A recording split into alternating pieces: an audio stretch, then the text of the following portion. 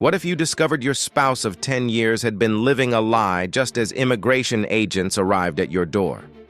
Sarah was making coffee like every Tuesday morning when she heard the pounding.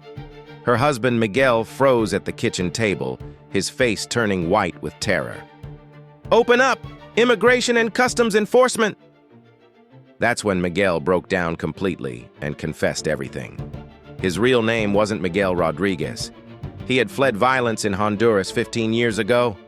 Every day for a decade, he lived in fear this moment would come.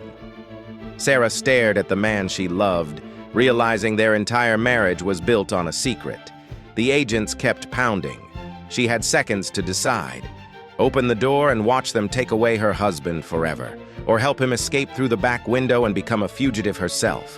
Her citizenship, her career, her entire life on one side, the person she loved most on the other. What would you choose?